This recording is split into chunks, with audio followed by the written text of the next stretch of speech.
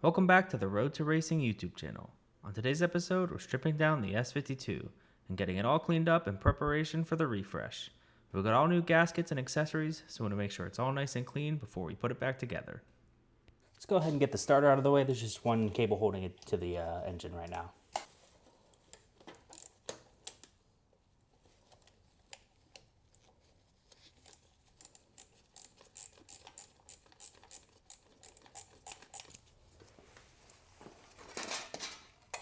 There we are.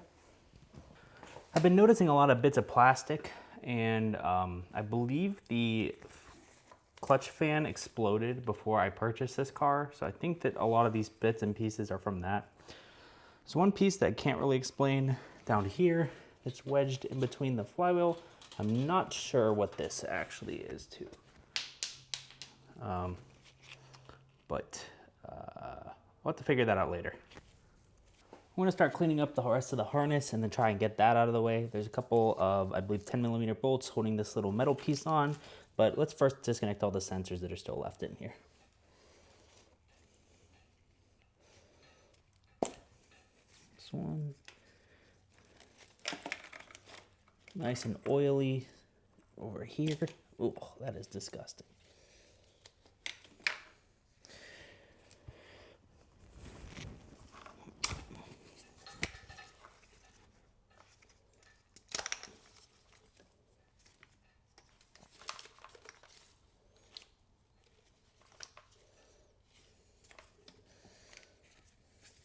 Okay, most of these are out. Down here.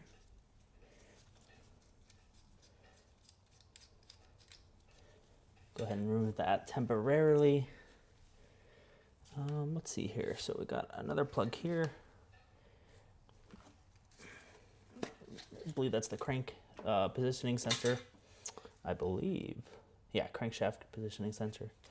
Should be right there. There's a couple of knock sensors we gotta get rid of. Let's see if that is a 15mm, I believe. Okay, I was wrong. I believe it's a 13. Watch it be a 14.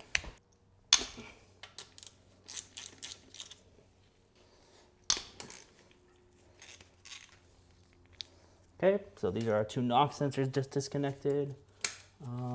Let's see here. Does this need to go? That is a knock sensor plug. I guess let's disconnect it or pull it out of this tab.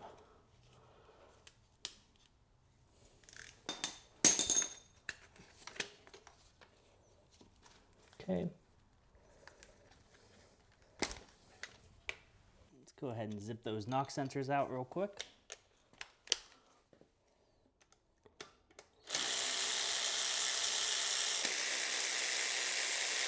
See about these 10mm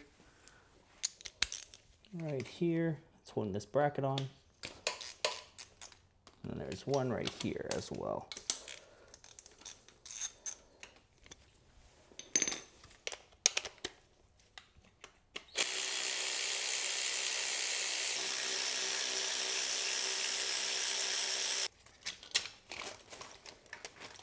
Ooh, coolant.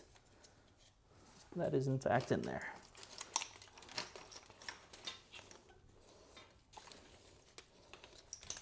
Let's see, what are we caught on?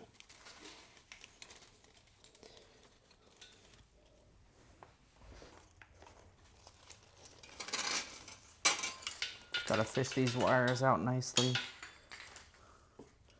Make sure not to break anything.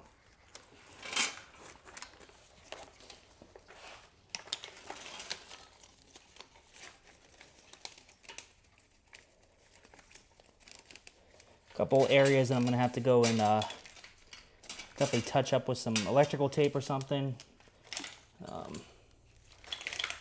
Some of the sleeving's exposed. You can also buy that stuff online. It's not too expensive.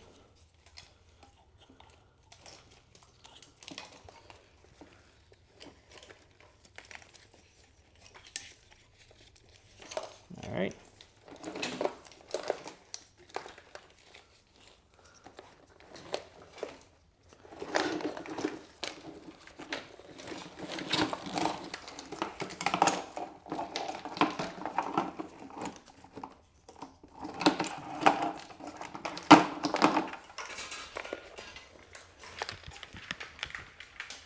Oh, one more sensor here.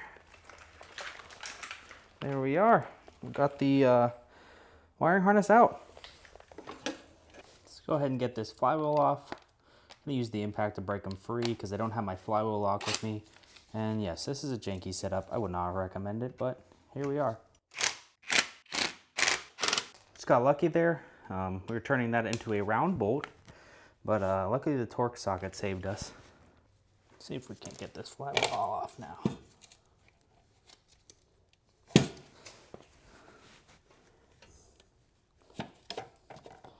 Stuck on the dowels. There we are. Got that flywheel, or the, sorry, not flywheel, clutch plate off. Honestly, this thing looks pretty good condition. Definitely some wear spots on this clutch, or the pressure plate, but overall this thing isn't too bad. Probably could have reused it, but it's okay. We have some better options in store. Let's see if we can get these flywheel bolts off now. So I don't currently have a flywheel lock, and to avoid making my neighbors annoyed, I do not want to use my impact gun, so I'm going to use a ghetto flywheel lock. I do not recommend this. There's a chance it breaks off, but we're going to hope for the best. Gonna have to rotate the engine until we get to the point on the flywheel that allows the flywheel lock in.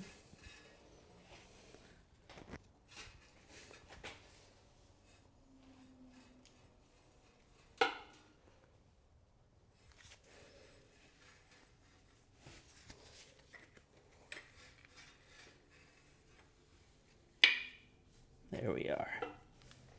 All right, let's hope that holds.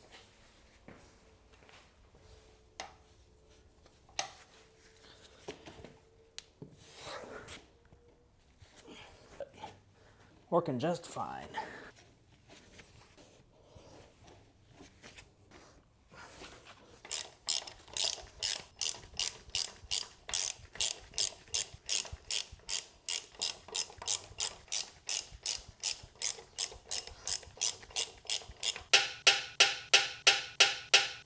It's a whole lot of oil coming out of there.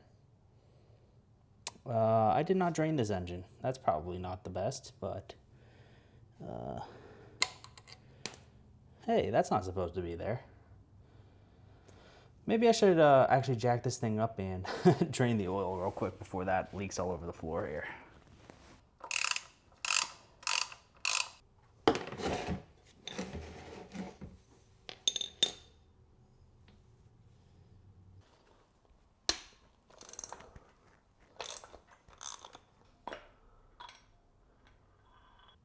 The oil actually doesn't look awful.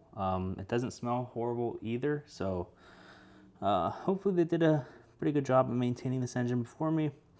We'll obviously be able to tell later when we take everything apart, but at least from this standpoint, hoping it's not too bad. Okay, let's go ahead and get this flywheel off now. That way we can mount this thing on a stand. Let's see what we need to pry. Looks like we might be able to get it.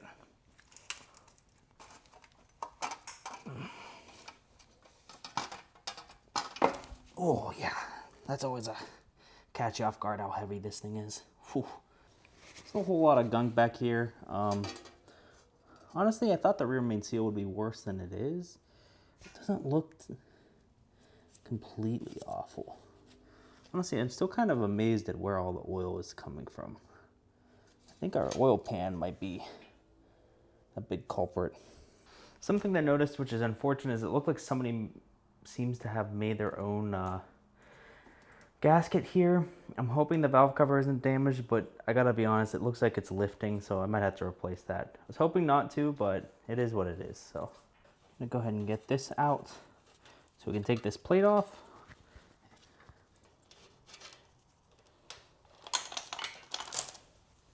And this piece right here is what we forgot to take out when we were pulling the transmission off. I'll probably just bend that out. I do think I have a spare though, so if that one's in good condition, we'll swap it, but it's not the worst thing. Okay, let's go ahead and get this mounted up to the engine.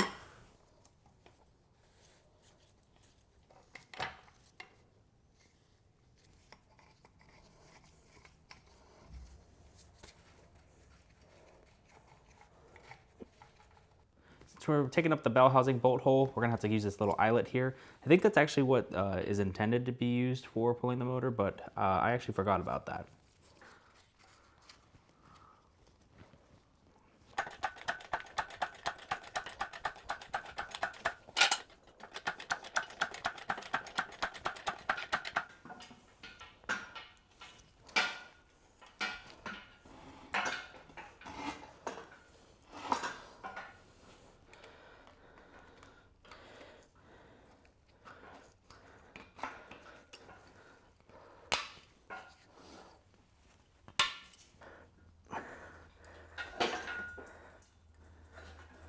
Yep. Cool. That's not cool.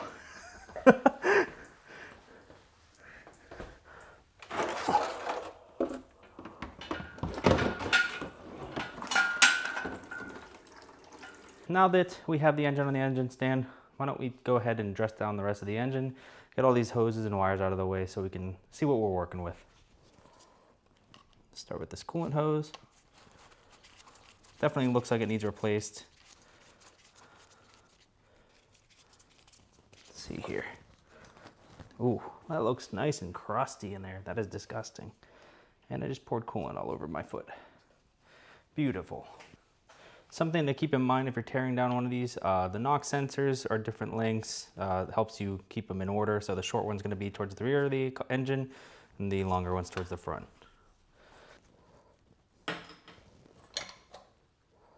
Oh, and there's coolant.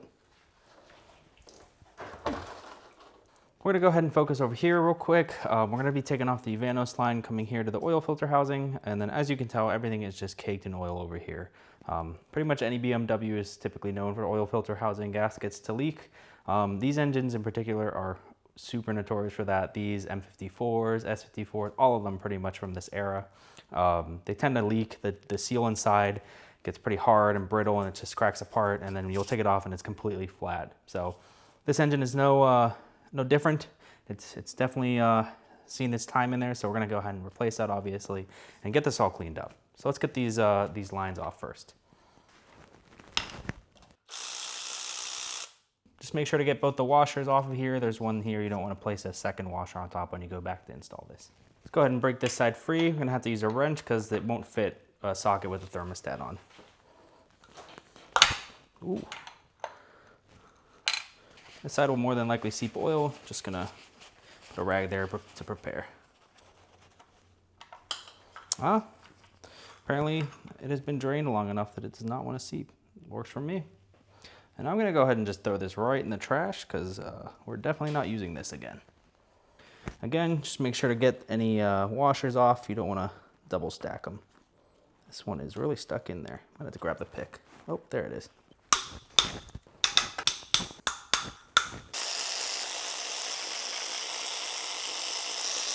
Let's see, was that all of them?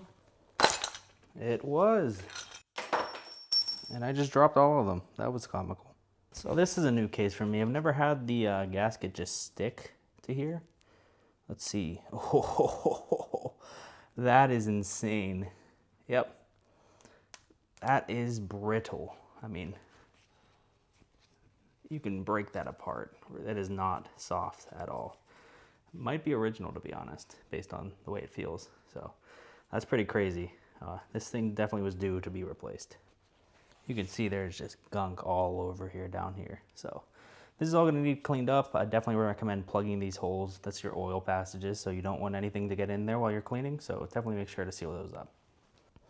All right, what's left on here is the camshaft positioning sensor, I believe, and then just a vacuum line. I might just leave them there.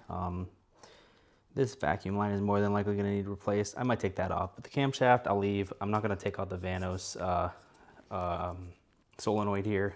I'm not gonna take out the Vanos solenoid here, so you sort of need that out in order to get this out conveniently. So we're gonna all leave all that there except for this vacuum line.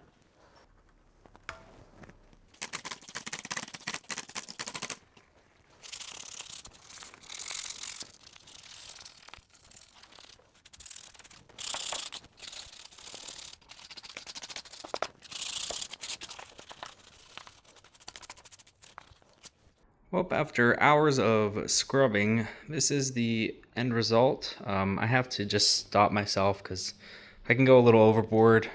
There's definitely some stuff left over that I didn't get to, but I'd say it's looking pretty good. I'd say it's about 90%, so that's good enough for me to put back in this car. Like I've mentioned before, this might not stay, so we're gonna go ahead and start assembling the fun part. Thanks for watching episode 6 of Project Dakar. On the next episode, we're going to be refreshing this S52 with all new gaskets and accessories. I'm also going to dive into how I go about cleaning super oily and greasy parts, as well as how you can use 3D printing to assist in your engine rebuild. Thanks for watching, and don't forget to comment, like, and subscribe.